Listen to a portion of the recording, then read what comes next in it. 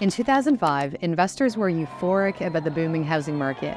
Financial institutions raked in billions of dollars financing real estate ventures, riding the wave of financial success. But then the wave broke, and it all came crashing down. 1 in 10 Americans couldn't afford their mortgage. Nearly 10 million Americans lost their homes to foreclosure.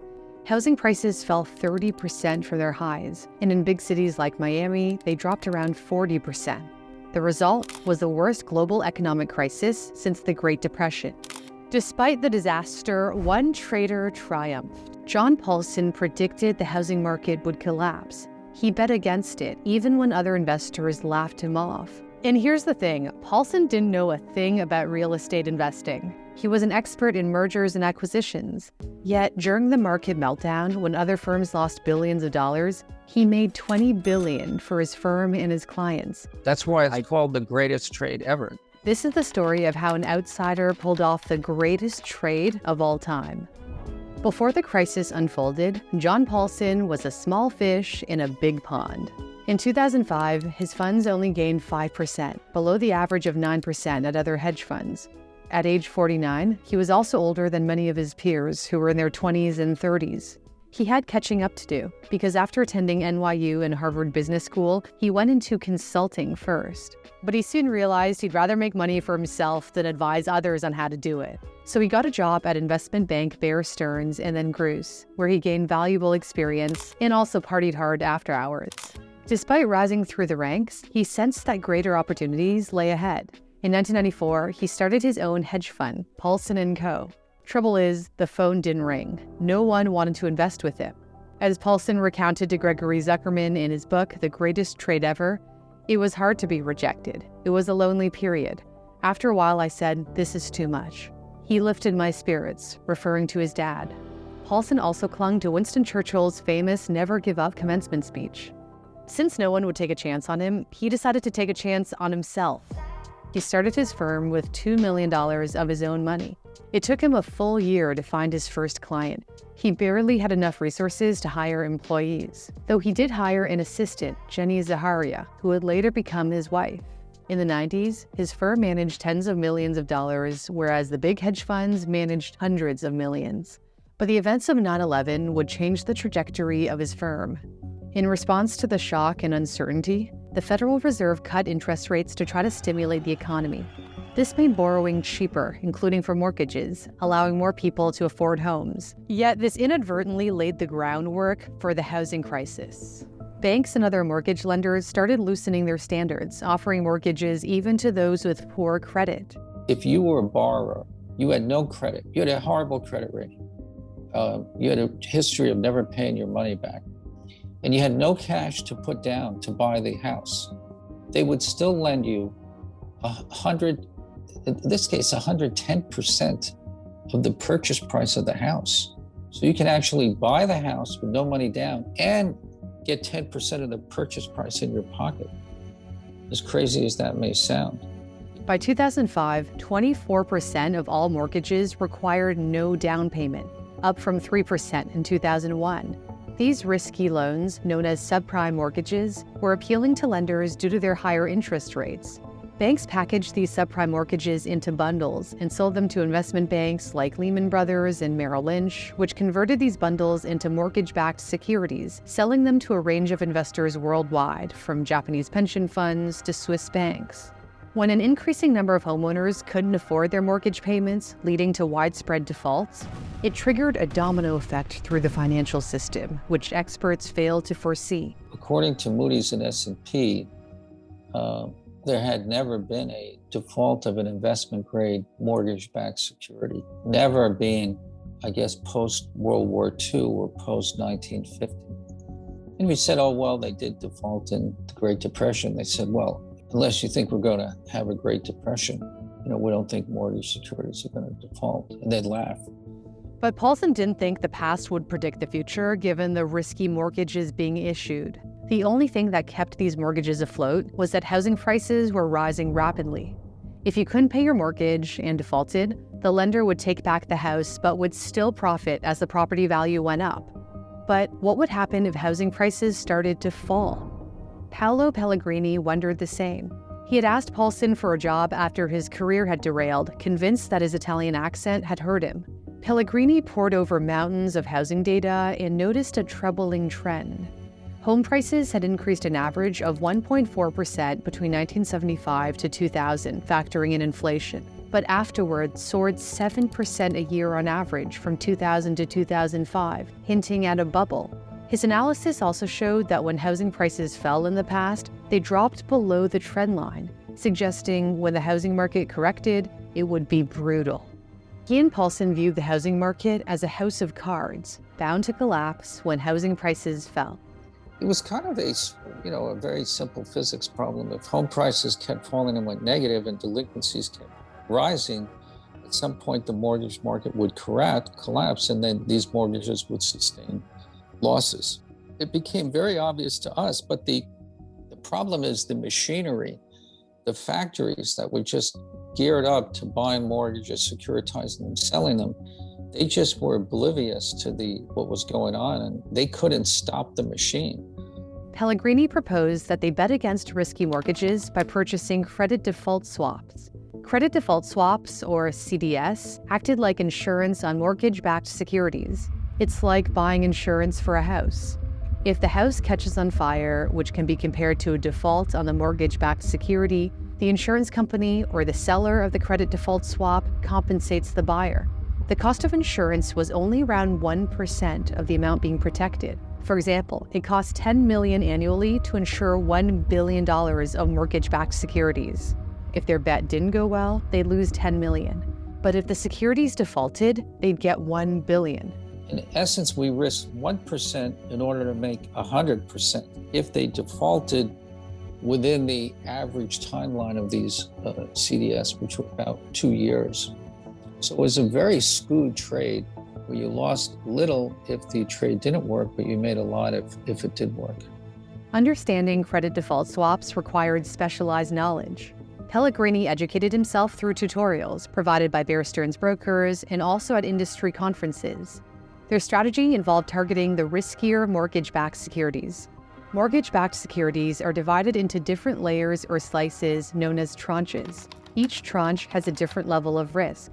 The top tranches, like AAA, are considered the safest, the bottom ones the riskiest. Paulson strategically targeted BBB slices, believing that a housing collapse would impact BBB-rated tranches more than the safer A ones.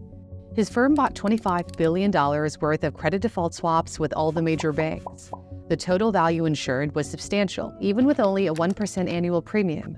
Paulson established a new fund dedicated to betting against subprime mortgages on a large scale. However, finding investors was difficult because few believed in his strategy.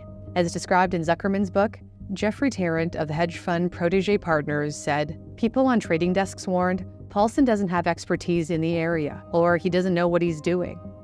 A Bear Stearns expert said, "You guys need to do more research on historical price appreciation." When Paulson asked, "What are your models based on?" the expert replied, "Our models are fine. We've been doing this for 20 years. Paulson found himself bewildered by the lack of interest in his fund. He lamented, "I don't know why they don't get it. This is the trade of a lifetime." He ended up scrounging together $147 million for his new fund, mostly from friends. There were a few others who foresaw a collapse, but they weren't as determined as Paulson, and they didn't invest nearly as much. Unlike Paulson, Michael Burry failed to convince investors to support a dedicated fund for betting against subprime mortgages. When investors started withdrawing money from his firm, he reluctantly began to sell his credit default swaps. Despite scoring $500 million in gains for his firm, he wondered what might have been if he hadn't been forced to sell some of his positions early. Andrew Lottey's boss was furious at his bearish housing bets and fired him. So he set up his own hedge fund and earned $100 million for his clients and $10 million for himself. When he retired, he wrote a letter sticking it to those who failed to see the warning signs of a crash. "I was in this for the money. The low-hanging fruit, i.e. idiots whose parents paid for prep school, Yale, and then the Harvard MBA, was there for the taking." Greg Lippmann at Deutsche Bank played a crucial role in facilitating credit default swap contracts for Paulson. Lippmann's own bets against housing were successful, but the troubles at his bank meant he was only given a few million as a bonus. Paulson had encouraged his friend, real estate millionaire Jeffrey Green, to invest in his fund, but Green decided to secure credit default swap contracts on his own, which Paulson viewed as a stab in the back. Green pocketed $500 million on his bets. Although all of these investors walked away very wealthy, none matched the scale of Paulson's earnings. Paulson went all in, certain everything would collapse.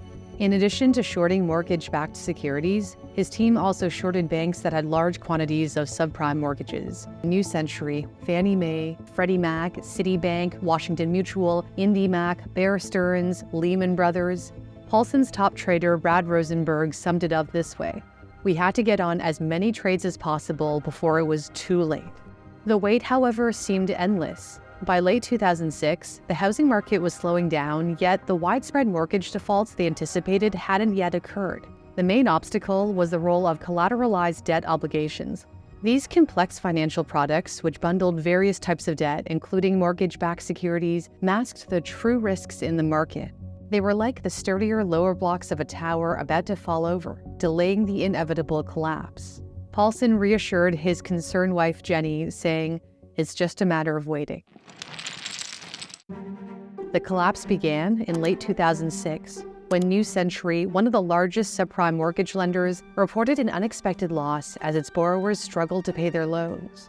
In 2007, two big hedge funds run by Bear Stearns that were heavily invested in subprime mortgage-backed securities imploded, triggering market chaos. The heads of Citigroup and Merrill Lynch were ousted, and then in September 2008, Lehman Brothers went under, the largest bankruptcy in U.S. history that sent shockwaves through the financial system. The U.S. government stepped in to rescue the government-sponsored enterprises Fannie Mae and Freddie Mac, guaranteeing over $300 billion of debt, motivated by a desire to stabilize the housing market. The fallout from the financial crisis was devastating. 10 million American homeowners faced foreclosure, unemployment soared, and retirement savings and investments plummeted as the stock market fell 60%. And yet, in the turmoil, Paulson saw an unprecedented opportunity, and it changed his life. Paulson & Co. earned $15 billion in 2007, with Paulson himself making $4 billion. Over the next 2 years, his firm added another $5 billion, with Paulson taking home $2 billion. He was no longer a mediocre player, but a Wall Street legend. Paolo Pellegrini, who is often overshadowed by Paulson, was rewarded with $175 million in 2007. The possibility that we're in another housing bubble is up for debate. The 2008 crisis led to significant regulatory changes like stricter lending standards to try to avert another disaster. Yet, despite these measures, future bubbles can't be ruled out. Financial markets are complex and influenced by a wide range of factors, including economic policies, market conditions, and investor behavior. John Paulson's story is a powerful reminder of the value of in-depth analysis and independent thinking, even when few believed him. Sometimes the most insightful decisions are those that go against the grain. Smart financial choices start with the right trading platform, and Moomoo stands out. Moomoo is a trading app with zero commissions on trading stocks, ETFs, and options. What I really like about Moomoo is that it is very user-friendly with everything that you need. It can visually present to you everything from individual stock chart trends to company financial data. For example, I wanted to learn about John Paulson's latest moves, so I located his firm, Paulson & Co., and discovered that he added 2.8 million shares of gold stocks. It's not a bad way to copy homework from professional investors. In certain markets, Moomoo offers a cash sweep program where the money you haven't invested can earn interest. In the US, new users have a limited time opportunity to earn 5.1% APY plus an extra 3% APY, along with up to 15 free stocks. Don't miss out on this exciting offer available until February 29th. And good news for Canadians, Moomoo has launched its RRSP TFSA accounts just in time for the RRSP contribution deadline on February 29th. You can start by contributing as little as $100 to your RRSP or TFSA account and receive $50 in cash rewards, with the potential to accumulate up to $1,550 in cash rewards.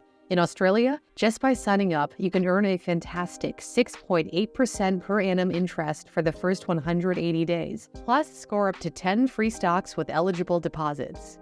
And if you're worried about fund safety, don't be. Your funds are backed by $1 million of FDIC insurance, offering the same security as traditional banks. Start making smarter financial choices today by signing up with my custom link in the description. Thanks for watching. For Newsthink, I'm Cindy Pom.